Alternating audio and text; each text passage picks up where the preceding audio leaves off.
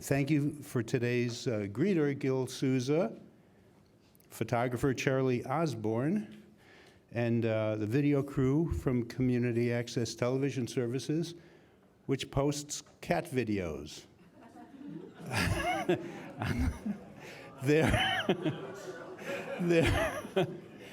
Of our meetings online.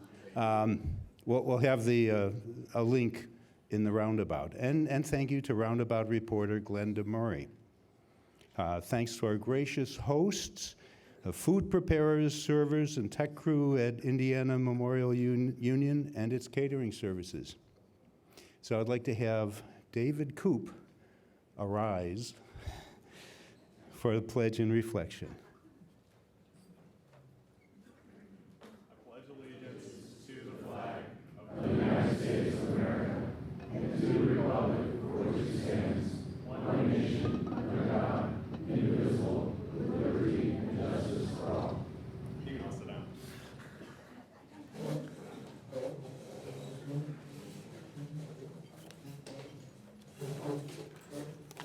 Welcome. Hello, everybody. My name's David. I haven't met most of you. I'm relatively new. Somehow I got myself roped into this on my induction day. I immediately thought for several weeks on what I would talk about and then promptly put it out of my head until earlier this week. But I found motivation in some recent changes.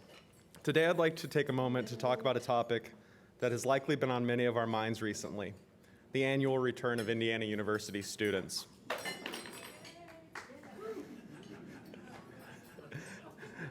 As our streets have become increasingly congested, the average age of our city population has plummeted, and the cost of essential commodities have risen. I'm looking at you, Target, with your $3 milk. It would be understandable to feel a sense of tension and/or dread as the new school year gets underway. I know that I, for one, have had myself lamenting this transition many times in recent weeks as I have traversed the crowded streets of campus. That said, I feel it is always important to reflect on the good more often than the bad. As the parent of a young child who is rapidly approaching school age, I am often awed by her ability to ask meaningful questions and to make unbiased observations about the world around her. Watching her explore her boundaries and develop her own relationships outside of the protective bubble I have wrapped her around is likely the greatest gift I have ever been given. The students of IU are likewise setting off on a journey of exploration and growth. For many incoming freshmen, this is the first week they have stepped outside of the bubble of protection afforded them by their parents, teachers, and peers. They must learn to and develop a new routine, from making new friends and finding a safe and quiet place to study between classes. Students are finding a way to balance social and educational restraints. They must acclimate themselves to a new city. How does one find anything on this large, sprawling campus, and why are there so many one-way streets? Lastly, they must begin to make opinions on a city that they now call home and build a relationship with its local residents. To wrap things up briefly and in a neat package, I remind you that this year's group of incoming freshmen is the largest in Indiana University's 200 years, and by no small margin at that.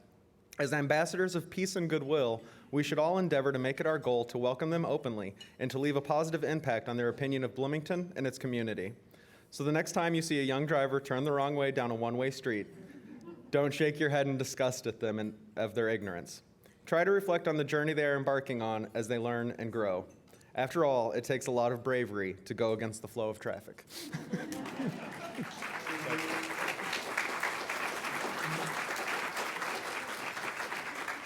Excellent, David. I think we'll have you back.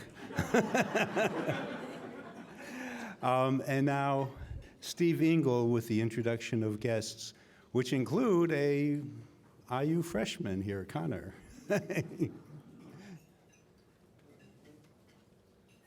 Thanks, Aaron.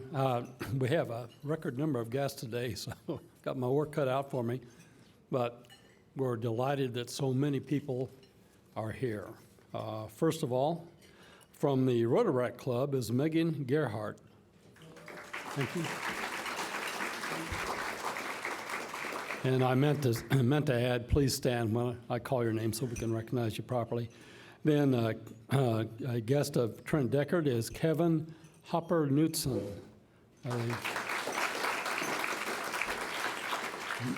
from IU. And Liz Feidel's guest is Ann Wren. There she is. Another guest from of Trent Deckers today is Don Bird. Don? All right. Scott Shackelford's guest today is Vaughn Welch. All right. Another guest of Trent is Sarah Lohan. Okay. Cochran, I'm sorry. Sarah Cochran, yeah.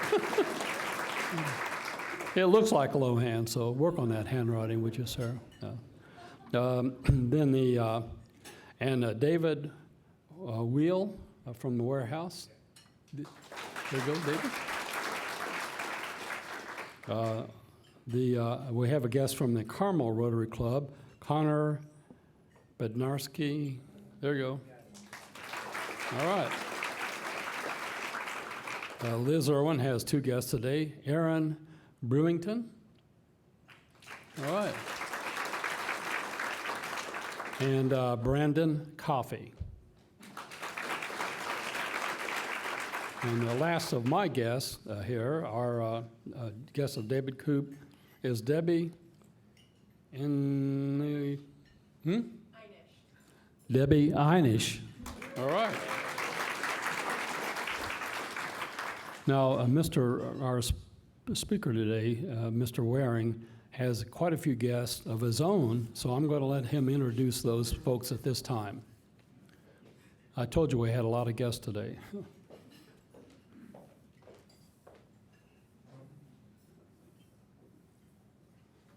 Is this the live mic or this one? Thank you, Steve.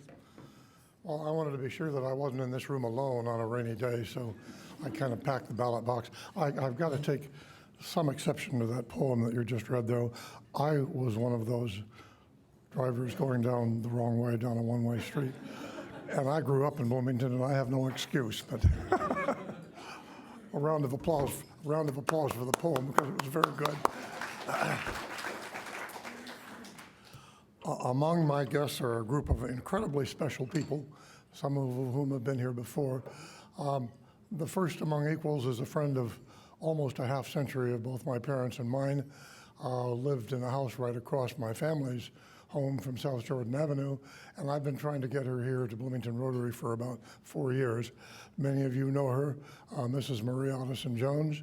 Her husband was the dean of the Kelly School, as it is now known, and when he passed, she also saw through and was married to Frank Jones, who was CEO of the IU Alumni Association. Marie looks like she's about 62. She's 98. A round of applause for Marie.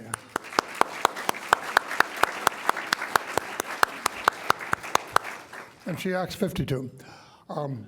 Two generations of friends that go back a long time. Dr. Richard Holdeman, and sitting at the far table, we couldn't get them all at one table, and his wife Diane from Columbus. We worked together more than 50 years ago on the corporate staff of a Columbus company, and then their eldest of 5 sons, also Dr. Rich Holdeman of the IU chemistry faculty and pastor of the 200-year-old Presbyterian Church on First Street. Other than that, he hasn't done much with his life.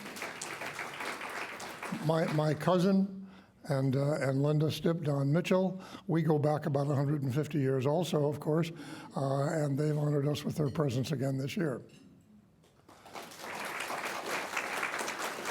Now, I'm looking around anxiously to see if there's anybody I left out among my invitees. I think my childhood buddy Ann Wren is here. I saw her signed in, but I haven't seen Ann. Are you here someplace? There she is. Well, all right. And last but not least, 2 of our Rotary Project young team members from Myanmar, one of whom was here last year and is coming back to the University of California at Riverside starting next week, Naylin Tut, age 24. And Situl Wen, age 18, who finished 4th in his class of 94 at an advanced placement monastic education center last year. I'm done. Thank you, JT. He will be back.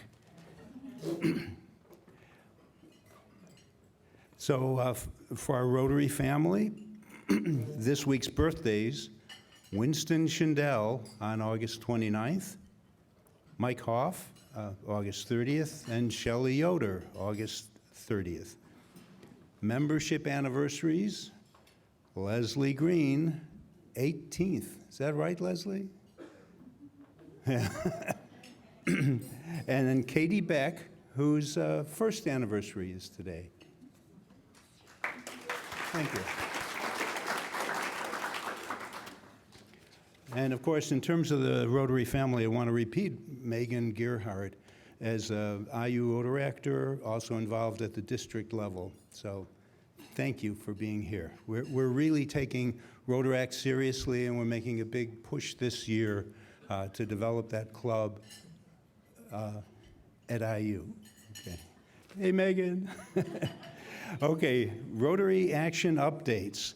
Some of these items I'm only going to mention briefly. We have plenty to do today. Be sure to check this week's roundabout for details or email me. And I do want to mention roundabout is a thing. It's our newsletter. It's not just digital. It's actually there. So please, look, read it. There's important information, wonderful stuff, ways to keep up. Our Bedford partner Rotary Centennial was on Sunday, and it was lots of fun. They really did things up well. Who was there? I mean, Liz was there, Martha, and Judy Witt. Right, Liz? So it was really a lot of fun. It worked. Thanks to those who came. Rotary Centennial Playground at the Forest, at the Ferguson Crestmont Boys and Girls Club will be dedicated September 25th at 5:30 p.m. And we've got some invitations on your table. Save the date. It's a wonderful place, wonderful organization. It's part of us. Looking at our committees, all of them have excellent leadership. We have 3 co-chairs that are being sought for us, for service, not by anyone with any.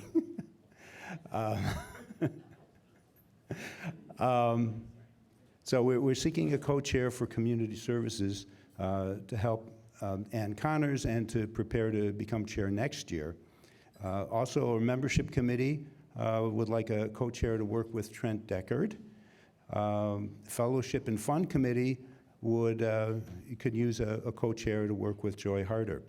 So both Liz Irwin and Jean Emery are really swamped with work, professional duties, and our rule here at Rotary is that everyone is expected to ask for help or backup when needed. So we're not doing this alone. We're a club, we're a group, we're friends. So thank you for letting us know when you need to back off from something. Rotary Leadership Institute, I have flyers on the tables. Please check that out. Check the roundabout. John Germ Rodeo and Rotary and Polio. There was a great event at Jeffersonville. A couple of our members went there. Again, check out the video on the history of polio that is we have a link to in the roundabout. Rotary Directory, if you don't have yours yet, see our super, Natalie. And also special thanks to Natalie for arranging the meals at St. Mark's. Thank you. And to Glenda Murray and others, and Craig Spence for helping out with that work. It really is a lot of work, and really appreciate people helping out. Social media, we have a lively group on Facebook, and we'll soon be adding a page to enhance our outreach to the larger community. Check it out. Wonder Lab's new Science Sprouts exhibit with some funding from our club will open October 5th. Next week, we'll have more information on that and some brochures. It's a wonderful thing. Next, Bloomington Rotary's 505 gathering, we are working on now, but we will try to have one in September. Fellowship signups. We're going back to the sign-up genius after Joy has passed around this month. So sign up, volunteer, like David did. And Art, and there's a lot of volunteering in this organization, internally as well as externally. Rotary Toast honoring Carrie Curry, Friday, November 1st at Woolery Mill. Save the date, buy a ticket. We expect another sellout. See the brochure at the table by Natalie or contact Jody Hoagland. And then RILA. We're ready for Rotary Youth Leadership Award applications. See Joy Harder, contact me. Happy Dollars. We have happy dollars. We're always happy, right? Who wants to start? Owen. I'm happy because I got an email from Paris. I'm going there early next month, and they will provide an interpreter for me at the meeting. There is a downside, which makes our current price rise in the cost of the meal seem like peanuts. It is 80 euros, about $90. Okay, Lynn.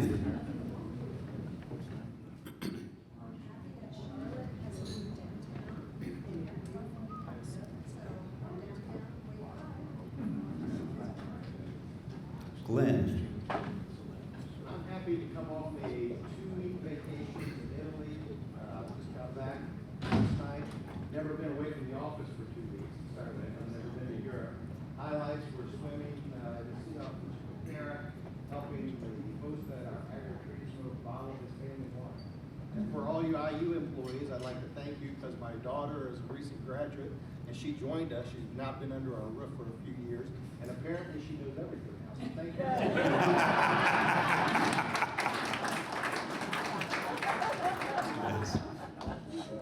I'm Karen from Wonderlab, and I'm really happy because Aaron loaned me $1 to do Happy Dollars. This is one of the happiest volunteer opportunities you could ever have. This weekend is Bubble Fest, Wonderlab's iconic public outreach event. Some of you may remember years ago when we set up bubble activities in the Frank Southern Ice Center.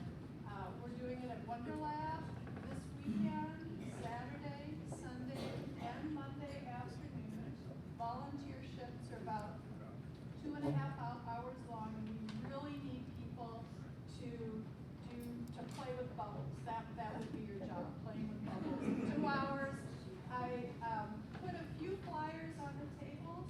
Didn't have quite enough, so it'll be in the roundabout.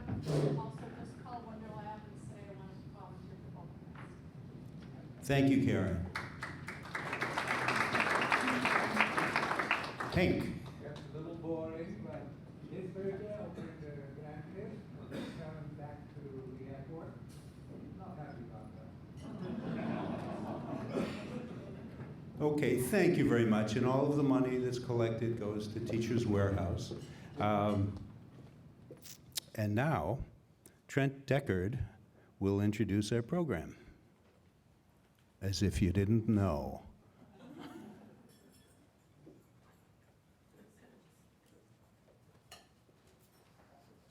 Thank you very much, Aaron. We do have a very distinguished guest joining us again today. Among all the guests that we have here, it's wonderful, as your membership chair, to see this big crowd. So when J.T. Waring came home to Bloomington last year, he was one sponsorship short of the clean water commitment that he had made to villagers in Myanmar. After J.T.'s presentation to our club, then President Lawrence Snyder was so moved that he decided to pursue the sponsorship with our club board. And our board agreed that we would pay $9,000 so people in a small Myanmar village of 500 plus could enjoy clean water. Today, JT would like to give us an update on that water project and on the Bloomington Rotary-sponsored Village project in particular. Let me tell you a brief background on our distinguished guests. JT grew up on South Jordan Avenue in Bloomington. He's an IU alum with a bachelor's degree and an MBA. After an amazing career at the accounting firm KPMG and as an original equity partner of the executive search firm Korn Ferry International and as a founder of 2 consulting agencies bearing his name, he retired to Southern California with his family, his church, Rotary, and other public service activities. He's a key member of the Rotary Club of Los Angeles, founded 111 years ago as the 5th Rotary Club in the world.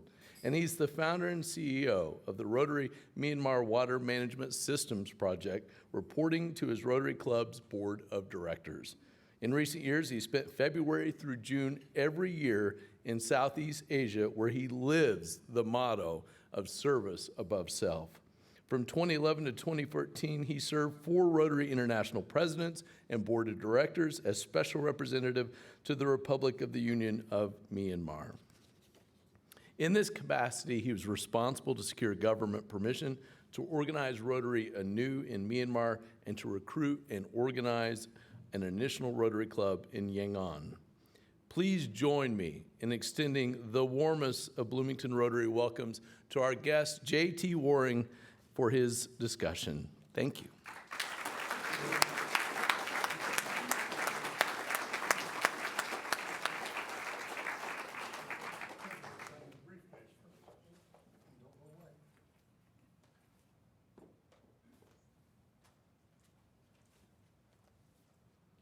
Thank you so much, Trent. There's a lavalier mic that I'm supposed to put on, I believe. I'm looking for it. I haven't found it yet. Well, let me say a couple of words while we're working on that.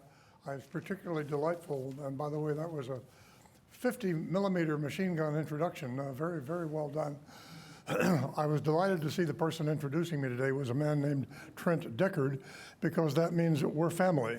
My paternal grandmother's maiden name was Deckard, Desi Deckard. The family was 6 generations deep in the Smithville area, and he's 8 generations deep in southern Indiana. Thank you. My cousin Don Mitchell, mom was a Deckard, and so it was very good to have you doing the introduction this morning. Thank you. Can you all hear me? Or was I working better off of this one? What works best? Either one. I'm not sure which one to use. Well, let me begin by, and you'll forgive my voice, I've got laryngitis that I didn't get here, I brought it from California. Let me begin by stating that our project is 15 years old, and, oh, that didn't work, did it? Hang on a second. And it couldn't have gotten launched as powerfully as it did if it hadn't been for one of your past presidents and past district governors, Judy Witt, who is in the audience right now, about 5/6 of the way back.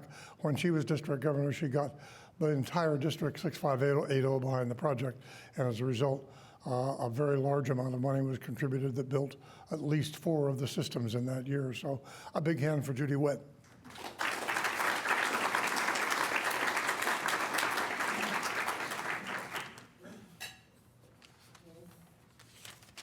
Give me a moment to look for my notes so that I can think of something to say. Of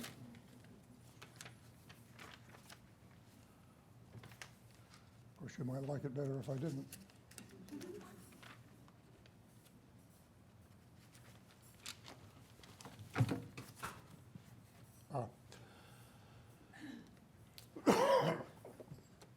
Again, excuse me. The introductions have already been made, so let me jump right into a report on what we have done this year. In 2019, the Rotary Myanmar Water Management Systems Project, which is its official name, completed 8 new systems for a cumulative total of now 67, which have been built in Myanmar since the inception of the project, and actual building began in 2006, 2007.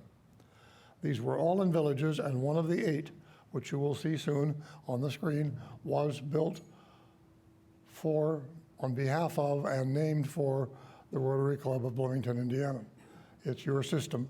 And I'm hoping that there will be at least a half a dozen of you come over in 2019 to see it. I know Lauren is planning to. I think that Jim Bright is planning to. I hope that other members of the club can also make it.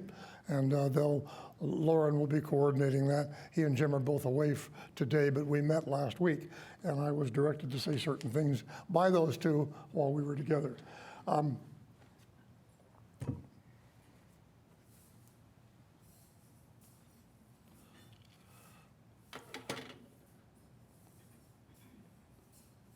Let's begin by showing the Rotary Club of Bloomington video. That it's actually a PowerPoint that runs rather quickly. Who can help me with the tech on getting this thing up on the screen? You can.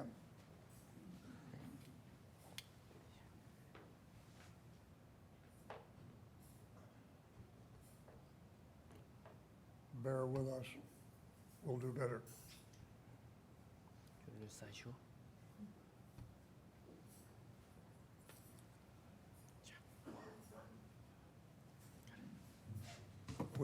Which advances the frame? Oh, it'll do it automatically? Okay, that's Yangon in the round section. And we'll move on to where you will see the system itself. Do I advance it with a button? Ah, okay, good. We're getting up to speed here. This is short.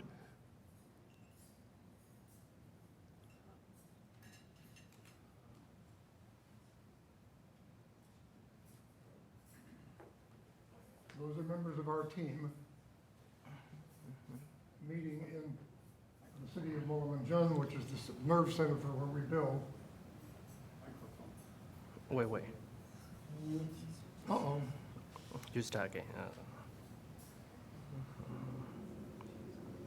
Well, while he's doing that, the water system which we build was a bespoke system designed. Microphone.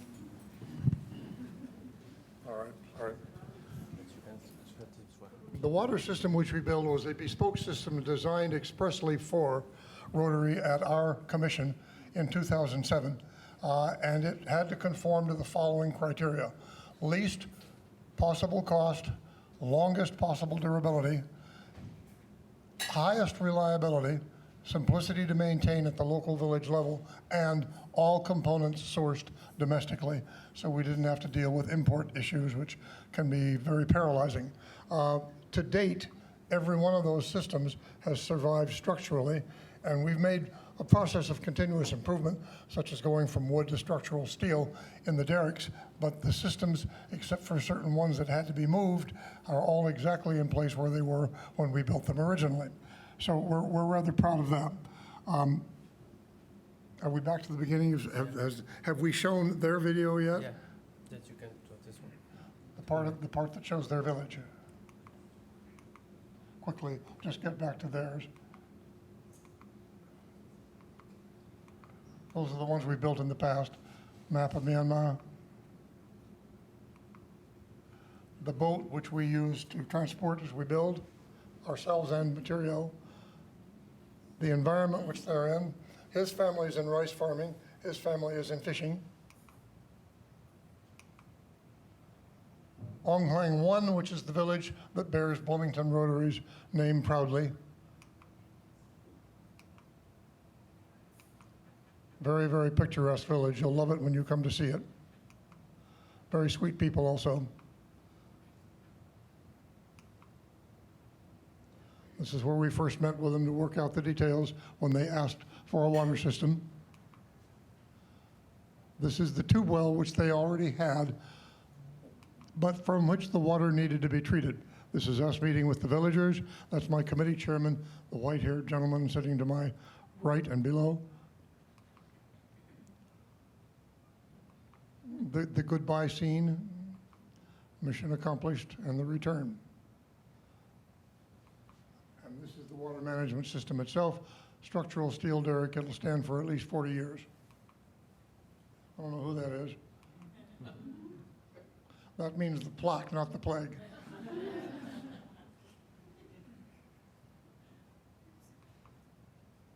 And that's some of our team members, one or two of whom you might see here. Yeah, this one here in the back is that one over there. Well, all right. That is a rough description of the system. Now let me move a little bit more rapidly into a description of what it is we're about, where it is we're going with it. We've had anything that is going to succeed over time has to be ultimately opened up to others can participate. And we want very much to have ultimate ownership of our project be in Myanmar Rotary hands. They've had some difficult beginnings, and as a result, a couple of the clubs are not on very strong footing. We are with our project, and so we have kept control of it, but we are in negotiations right now with the third Rotary Club, the Rotary Club of Greater Yangon, which actually is a Mandarin-speaking club because they're all Chinese ethnics originally from Hong Kong, Taiwan, or Singapore, but they are highly successful, highly educated people who really like our project. So they're doing a great big conference next February of all of the Mandarin-speaking Rotarians in East Asia, expects to draw 600 people to Yangon. Right after that, we expect to begin partnering with them, more on which momentarily. Okay. One of the decisions that has come out of the deliberations that we've had within LA5 since our return on July the 11th from 4 months duty in Yangon has been, where do we go from here, as the Latins would say, quo vadis? And what has come out of that is a mantra of strategy, not just tactics. And so I arrived thinking I was going to be sharing this in a very interesting breakfast I had last Wednesday with Lauren Snyder and Jim Bright. And instead, Lauren beat me to the punch when he said, JT, I hope that in your planning you are including as critical to the future a grand design. And I looked at him and I said, were you listening in on our meetings? Because Lauren was already out there ahead of us with the fact that we've got something so good and with such momentum and doing significant benefit to the people in this country in a very systemic way that it needs to be organized and strategized, not merely tacticized, if that's a word, for the long term. And so LA5's internal deliberations have led us to, and I'm going to read this kind of verbatim, if you'll forgive me, because there are some key words here that I want to make sure that everybody gets. The intended global concept for the project is not just a one-time jet bottle boost from a global grant, which we do intend to seek during the next Rotary year after this one to the current plan, but if you will, a strategic ascent, A-S-C-E-N-T, of the project to reach an expanded dimension and visibility for the next coming years as an ultimate objective. What do we mean by that? The Myanmar Delta is the poorest area of Burma or Myanmar. It was ravaged by the Cyclone Nargis in 2008, which in that country alone claimed 138,000 documented human lives. Virtually all structures were leveled. Personal property washed to sea. These people literally had to begin with nothing. And with incredible courage and grit, they have fought their way back to existence. They have rebuilt, but of course not completely. One of the issues that certainly dogs that area is safe water. Now, why would they have a problem with safe water? They're down there in this riverine area with all this water around them. Yeah, but A, from the south, it's salt water coming up from the Gulf of Thailand.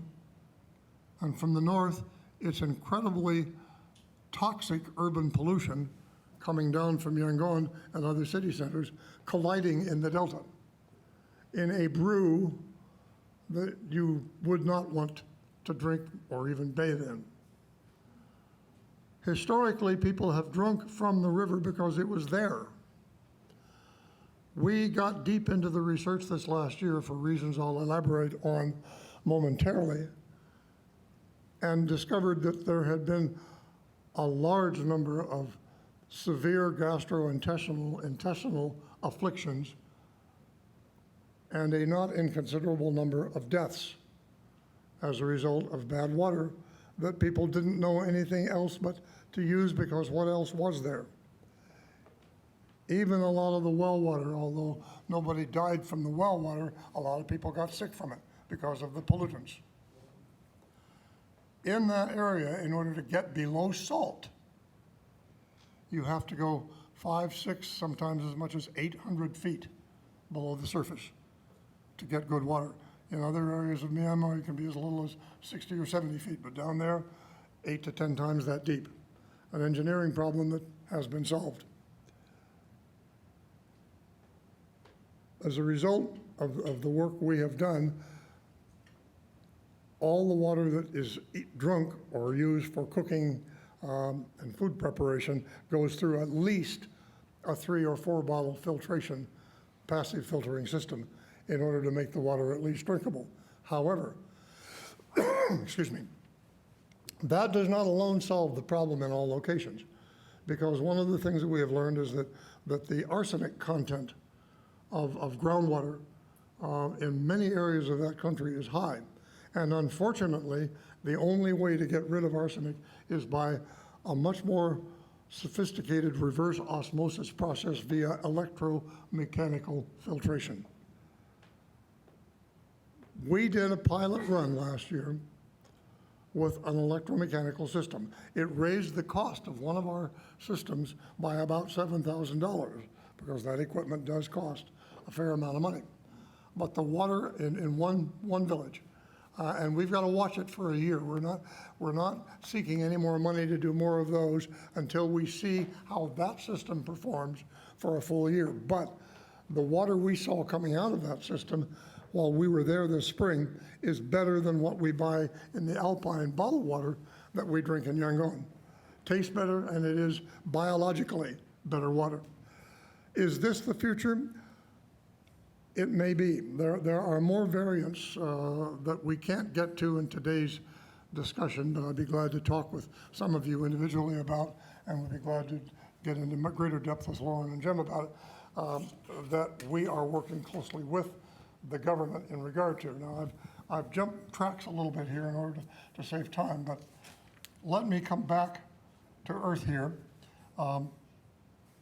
As Lauren Snyder correctly discerned, we must adopt a multi-year strategy for the project. We owe it to the people of Myanmar, because otherwise we will not fulfill the destiny we need to fulfill. I won't say we're the only game in town, but we're one of the very few.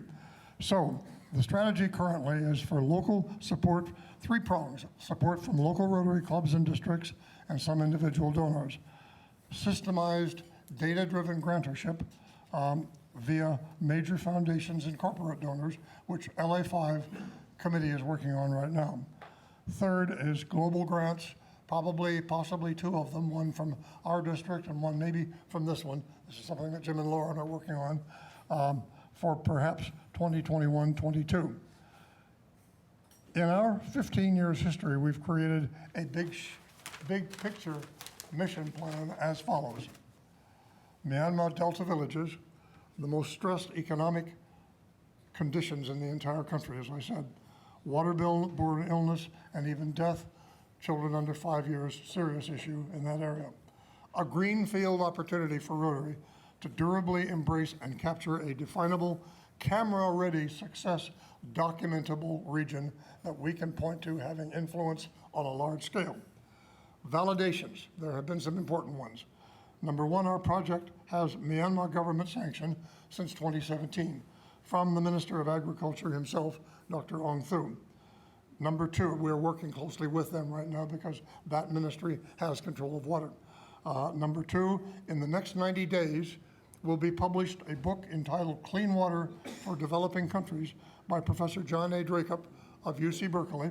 Our project comprises one of 15 chapters documenting 15 model projects from around the world that Dr. Dracup has identified. Third, recent evaluation by the Rotary Club of Greater Yangon indicates to us, from what they discovered, that we are the best-run, most resultful Rotary project in the entire country, period. Our senior project leaders, 4 of us, the other 3 are all Myanmar nationals, have been together for the entire 15 years of the project. Finally, before I get the hook and get pulled off the stage, and I am directly authorized by both Lauren and Jim to say this, is, and they beat me to it last Wednesday, I guess I'm permitted to ask Bloomington Rotary Club to consider putting your club name on a 2020 village plaque, as you did in 2019, and as we are also asking of the Rotary Club of Los Angeles. The total budget needed for the whole project for 2020 will be $80,000, just a little bit more than it was this year. I've covered the postscript on water filtration. I don't know whether there is time for questions. I'll leave that to the president, who is bigger than I am. Thank you. Thank you, JT. Yeah, and JT will stay around afterwards for questions after we wrap up. Next week, we'll be back here in the Frangipani Room again on Tuesday, September 3rd, and we'll hear Donald Byrd and William Ellis talk about their organizing work with Better Angels, a national organization trying to reverse the trend toward increased hostility and polarization in our politics. So we're switching from the global back to what will be a local issue. Next week's greeter will be, well, I'm not sure yet, but the roundabout reporter for next week is Bill Oates. Thought for the week. Clean water, sanitation, and hygiene are an important focus for Rotary, whether that is in Flint, Michigan, East Chicago, or elsewhere around the world.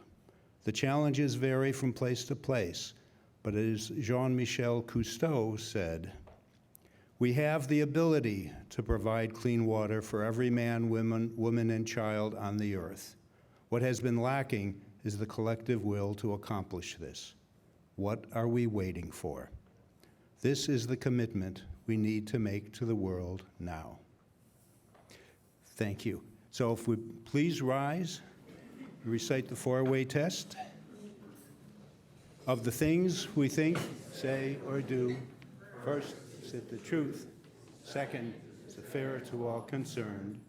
Third, and better friendships. Fourth, be beneficial to all concerned. And fifth, is it fun? Thank you.